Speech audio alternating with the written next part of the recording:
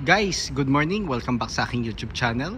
For today's video, check natin ang 2024 Honda BR-V 1.5 SCVT Meteoroid Gray.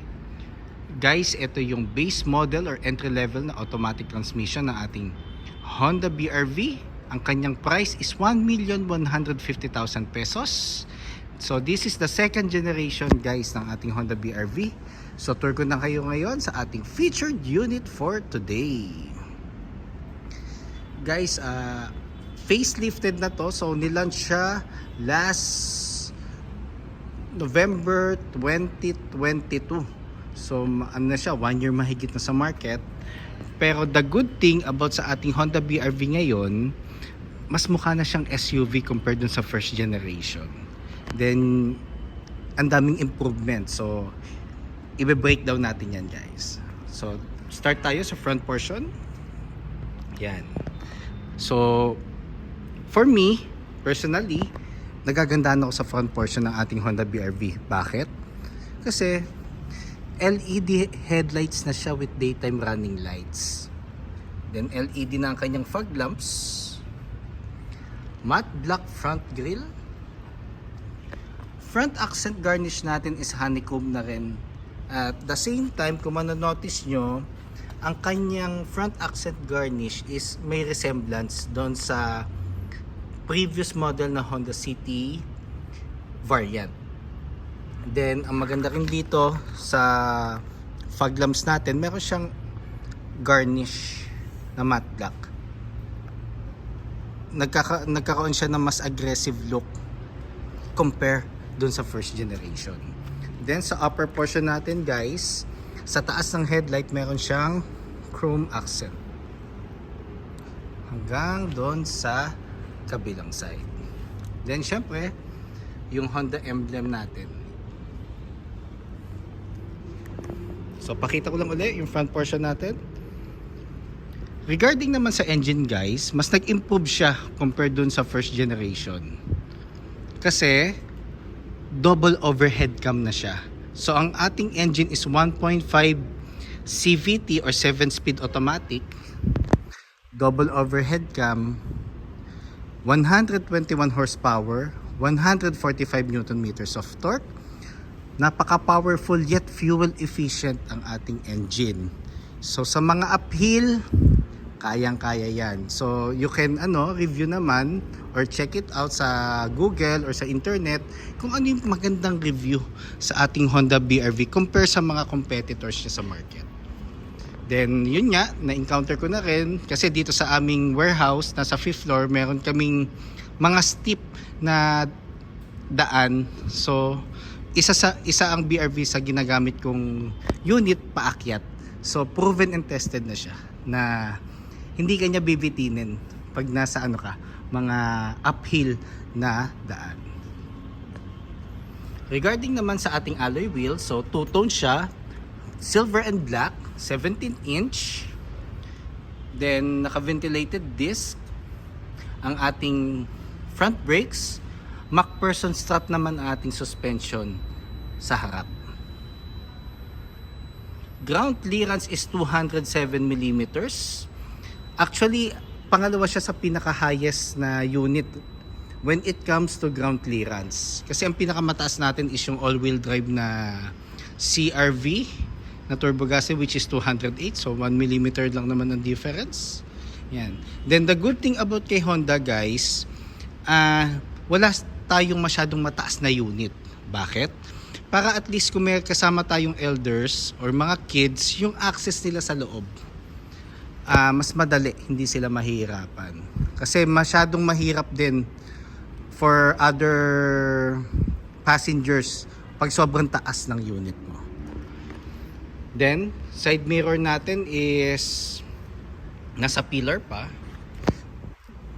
Then, side turning lights is nandito na sa side mirror. Then, body color ang cover sa upper portion. Then, matte black naman sa lower portion ng side mirrors. When it comes to door handles naman, si BR-VS body color and door handles. Kasi sa V and VX naka-chrome na siya. So yun yung isa sa mga para ma-distinguish natin kung S ba siya. So pag body color ang nakita mo na door handle, S variant siya. The same time dito sa side seal, itong portion na to guys, ito ano siya, matte black. Doon kasi sa V and VX is chrome. Then sa likod naman guys, naka drum brake tayo. Then torsion beam ang ating suspension naman sa likod. Matagtag ba ang BRV? Well, smooth naman ang suspension niya based naman sa mga naging clients ko. Sa Honda BRV wala naman akong naging concern or address na matagtag ang BRV. Pero syempre depende pa rin naman yun sa terrain or sa daan na dadaanan nyo. Pero regarding suspension, smooth ang suspension natin. Syempre Honda yan eh. Then meron na siyang roof rail.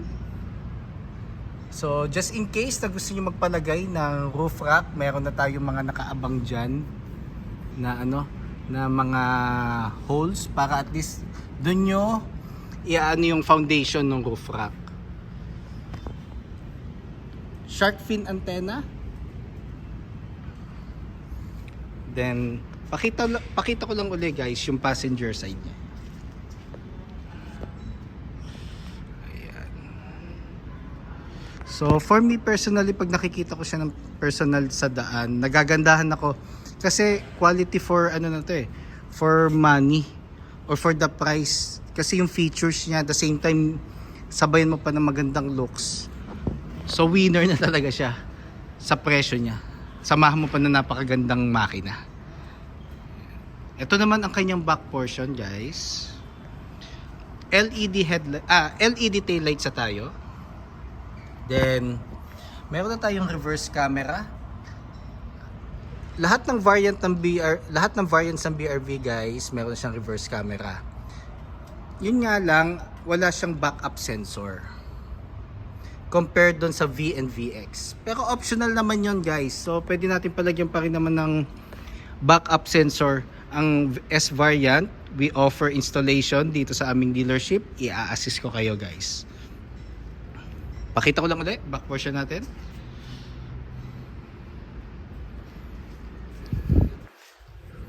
So, pakita ko lang naman ang ating compartment just in case na 7 passengers ang sasakay. So, ito ang allotted compartment lang natin. Pag 7 passengers, then tool set dito siya guys. So, naka hiwalay lang. Floor mats. Yun guys, sa S variant wala siyang tonneau cover dito. So pag pinold natin ang ating third row, may portion na naka-elevate. Pero ngayon naman we offer naman yung tonneau cover, so we can inquire it sa parts department namin, or kung meron kayong preferred shop na gumagawa ng mga customized na tonneau cover, pwede naman kasi hindi man siya makaka-affect sa warranty. Ito naman ang ating compartment just in case na 5 passengers below. Very spacious compartment. So, ang maganda kasi sa BRV, most of the time yung mga clients ko na nakakausap ko, normally mga members of family of 5. So, meron tayong third row na laging nakaabang. Which is, minsan may magta-travel tayo, may mga biglaan tayong passengers, meron third row na laging naka-standby para at least meron tayong extra seats. So, kung 5 passengers below naman, maluwag ang ating compartment. 42 liters of fuel tank capacity.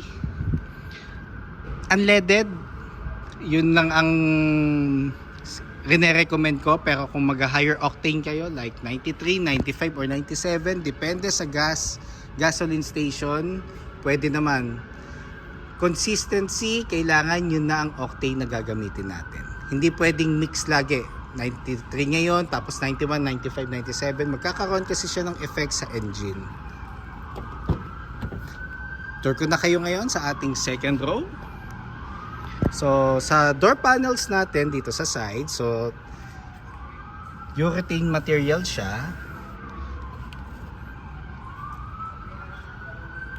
Then ang material naman na ating seats is fabric. Fold and tumble siya, guys. Makita ko lang. So just in case na sasakay na yung mga passengers natin sa third row, fold and tumble. Same goes with the other side. 60-40 ang split niya or ang division or partition. So, ang maganda rin naman sa second row natin, guys, kung yung average size adults lang naman and kids, forward and back din siya.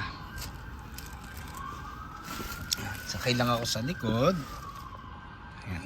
Forward and back. So, ito nakasagad na siya forward at pwede ko naman siyang isagad pa harap. So, kung manonotice siya, nakasagad na rin kasi itong driver's side. So, meron pa rin naman akong decent legroom. Then, if ever na hindi naman katangkaran ang magdadrive,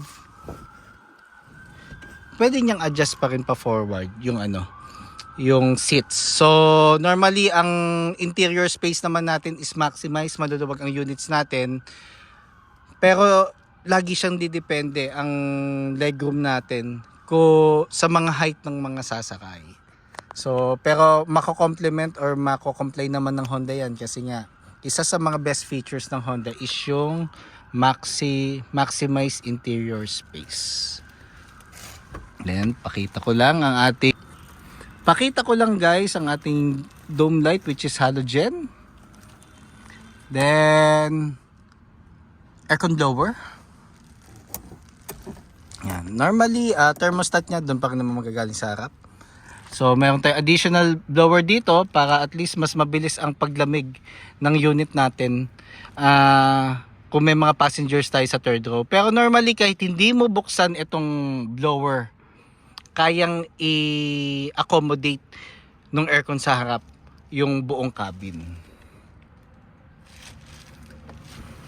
Then guys, nga pala, friendly reminder, pag pag naka-park na tayo at naka-off na yung engine, always check yung dome light. Kung nasa middle siya or kung naka-on. Kasi pag naiwan nating naka-on tong dome light at hindi natin siya na off at nalock na natin yung unit, ilang days lang drain na ang battery. So, naka-encounter na kasi ako ng mga ganyan para at least meron kayong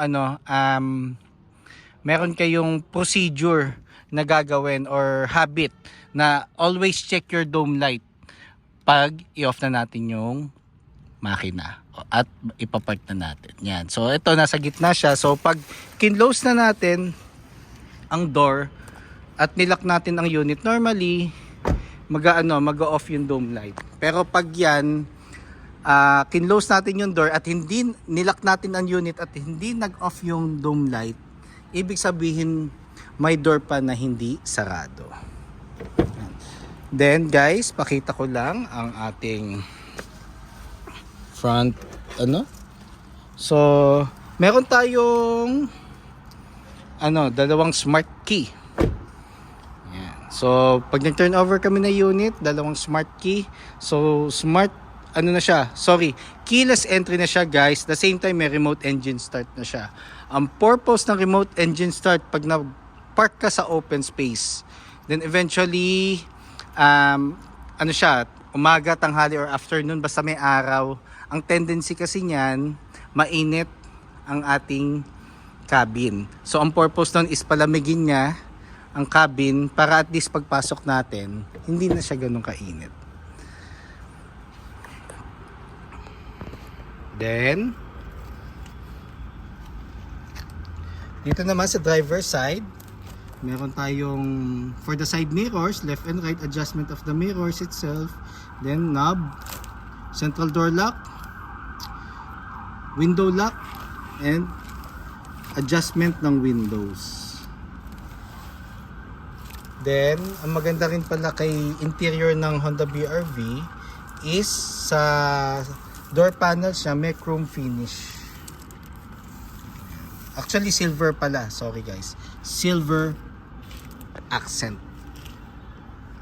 Then ang nadagdag nga pala dito ngayon guys sa ating second generation na Honda BR-V compared to sa first generation, meron na siyang height adjustment. Before kasi sa first gen, fix ang height ng driver seat. So hindi mo siya maangat, lalo na pag ang magda-drive is mga hindi ganun katangkaran. Pero eventually naman kahit fix naman yung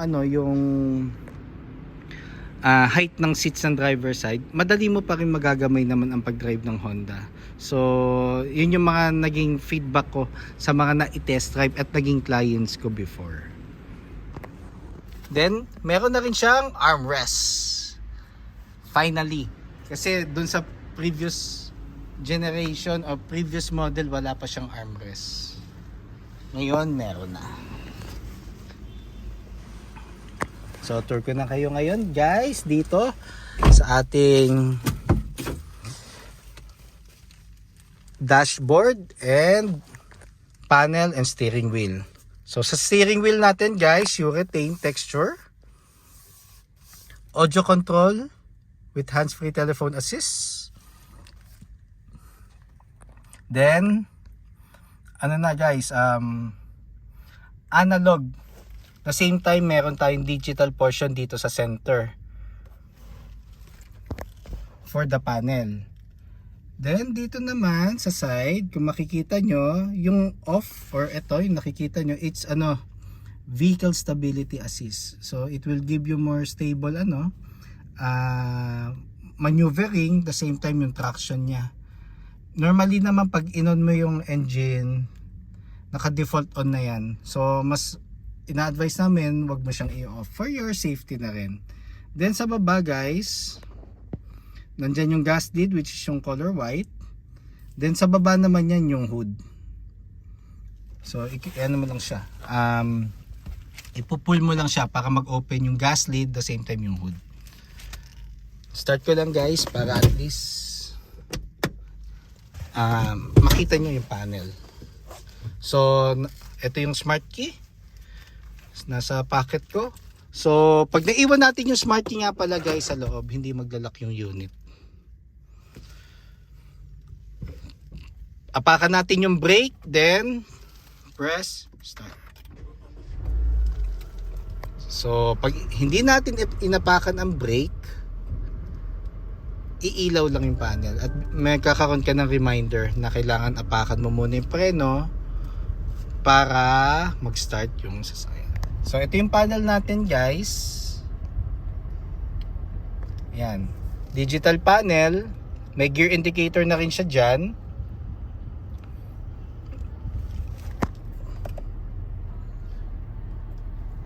Binuksan ko yung headlight guys. So pag binuksan natin yung headlights, iilaw yung mga yung mga gears sa transmission.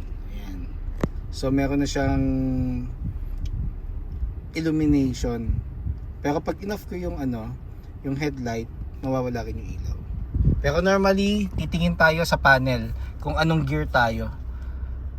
Kasi may mga drivers talaga na medyo conscious kung nasaan transmission tayo. Pero normally naman pag automatic, pag naka-forward ka, normally naka-drive lang naman yan or sports mode.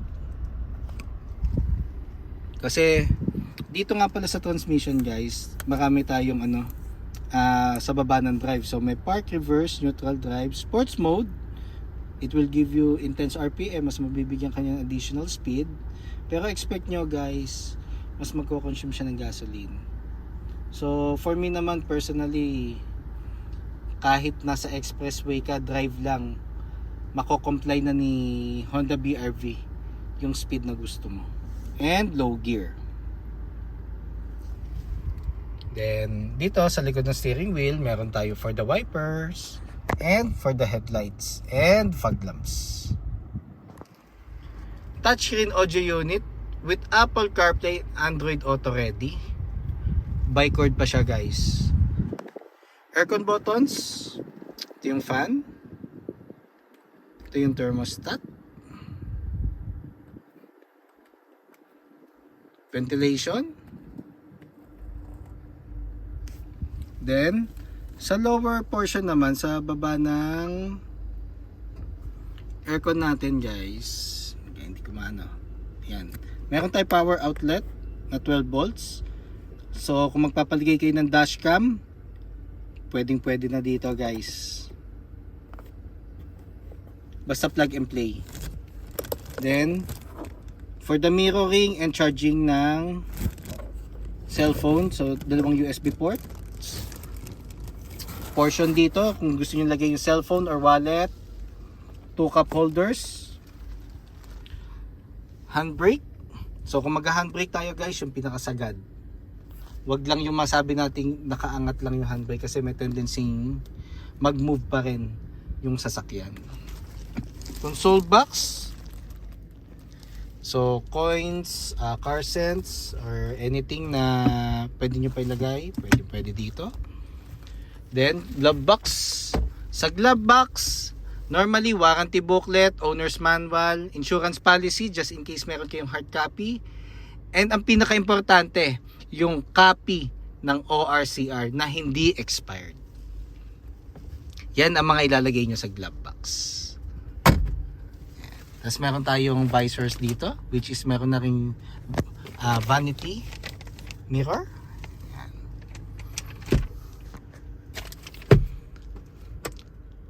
Then guys, ang fuel consumption nga pala nito, para at least may idea kayo, for a 1.5 engine na 7-seater, nag-range siya mga 8 to normally pwede siyang umabot hanggang 13 to 14 kilometers. City driving.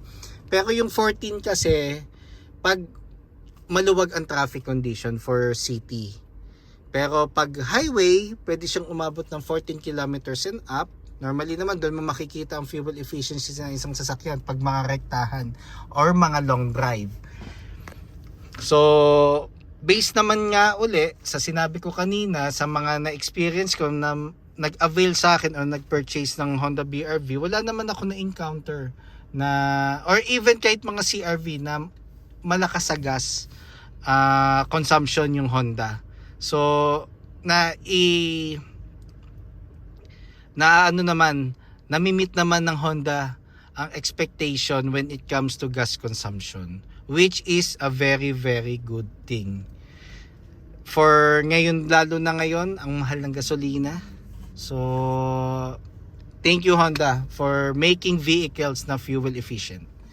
At the same time, napaka-powerful.